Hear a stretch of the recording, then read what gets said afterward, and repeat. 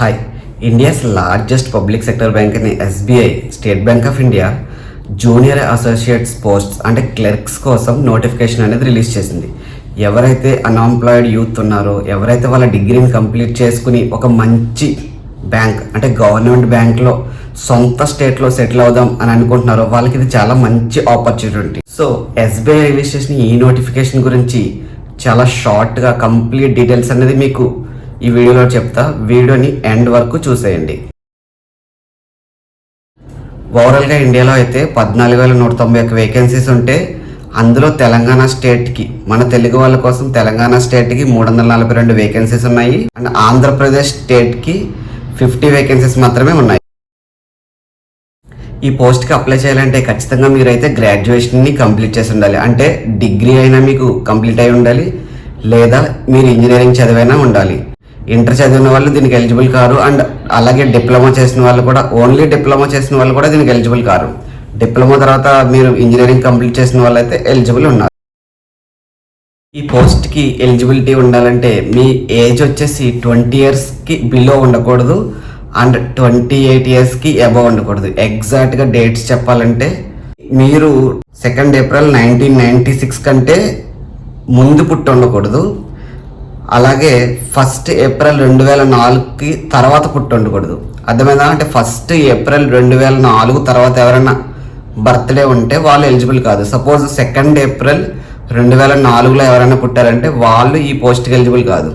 అలాగే 1 April 1996, 1 April 1996లో ఎవరైనా పుట్టినా వాళ్ళు కూడా ఈ పోస్ట్కి ఎలిజిబుల్ కారు. ఒకవేళ మీరు ఎస్సీ ఎస్టీ క్యాండిడేట్ అయితే మీ అప్పర్ ఏజ్ లిమిట్కి 5 ఇయర్స్ ఎక్స్ట్రా మీరు తీసుకోవచ్చు. అంటే ఇప్పుడు 28 ఇయర్స్ ఇది నార్మల్గా ఉండే లిమిట్. అలా కాకుండా మీరు ఎస్సీ ఎస్టీ క్యాండిడేట్స్ అయితే 28 + 5 మీకు 33 ఇయర్స్ వరకు ఎలిజిబిలిటీ ఉంటుంది. అంటే మీరు 33 ఇయర్స్ ఉన్నా మీకు ఎలిజిబిలిటీ అనేది ఉంటుంది.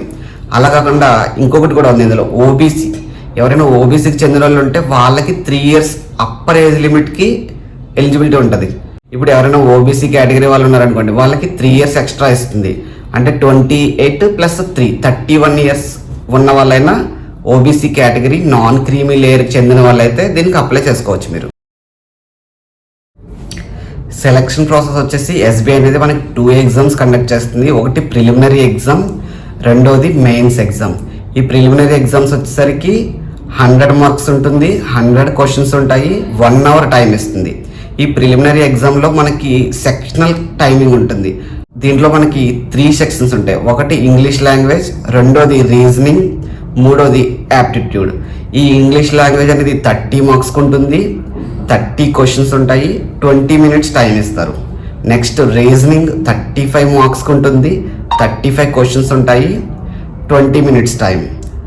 యాప్టిట్యూడ్ కూడా 35 మార్క్స్కి ఉంటుంది, 35 క్వశ్చన్స్ ఉంటాయి, 20 మినిట్స్ టైం ఉంటుంది. ఓవరాల్గా 100 క్వశ్చన్స్ ఉంటాయి, 100 మార్క్స్కి ఉంటుంది, 60 మినిట్స్ టైం ఇస్తారు. ఈ ప్రిలిమినరీ ఎగ్జామినేషన్లో ఎవరైతే క్వాలిఫై అవుతారో వాళ్ళను మాత్రమే ఎస్బీఐ మెయిన్స్ ఎగ్జామ్ రాయడానికి తీసుకుంటుంది.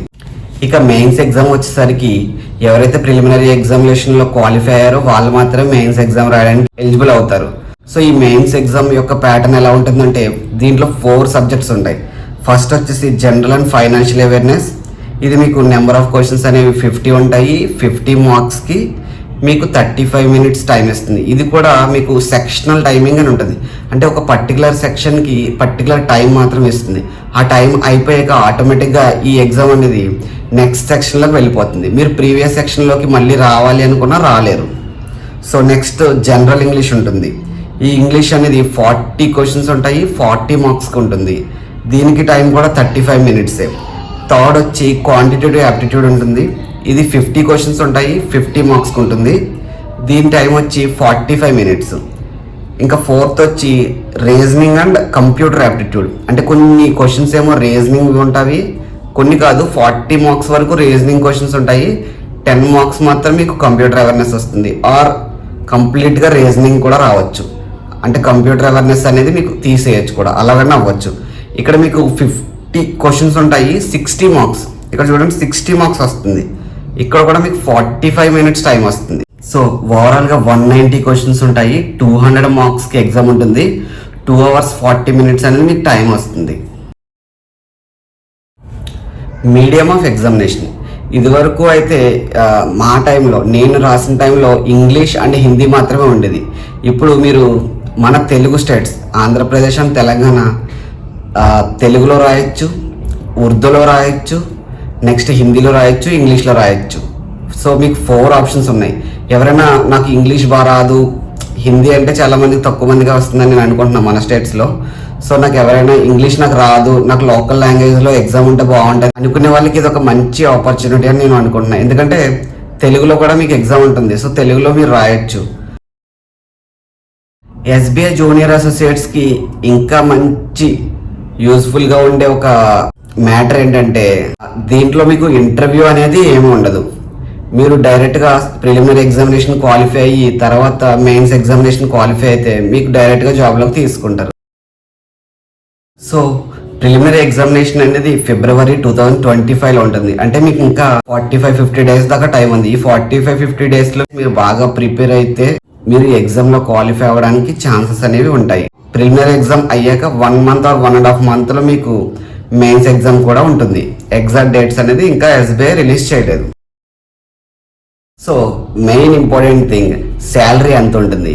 ఫస్ట్ మీరు ఎస్బీఐలో సెలెక్ట్ అయినా మీకు ఫస్ట్ మంత్ నుండి మీకు మినిమం 40 నుంచి 45,000 దాకా శాలరీ అనేది వస్తుంది with all allowances. And SBI మీకు చాలా టైప్స్ ఆఫ్ అలవెన్సెస్ ప్రొవైడ్ చేస్తుంది. ఈ టైప్ ఆఫ్ అలవెన్సెస్ మీకు ఏ బ్యాంక్లో కూడా ఉండవు. సో ఎగ్జామినేషన్ ఫీజు అనేది ఇఫ్ మీరు ఎస్సీ ఎస్టీ క్యాండిడేట్ అయితే మీకు ఫీజు ఏమీ ఉండదు. అలా కాకుండా మీరు జనరల్ ఓబీసీ కేటగిరీ అయితే మీకు 750 రూపీస్ ఫీజు ఉంటుంది. సో ఇది ఎస్బీఐ జూనియర్ అసోసియేట్స్ గురించి బ్రీఫ్ ఇన్ఫర్మేషన్. మీకు ఎస్బీఐ అనేది ఏమేమి అలవెన్సెస్ ప్రొవైడ్ చేస్తుంది అండ్ స్టార్టింగ్ శాలరీ ఎంత ఎగ్జాక్ట్గా తెలుసుకోవాలంటే మీరు కామెంట్ సెక్షన్లో కామెంట్ చేయండి. సో దాని మీద కూడా నేను ఒక వీడియో చేస్తాను. All the best for your exam.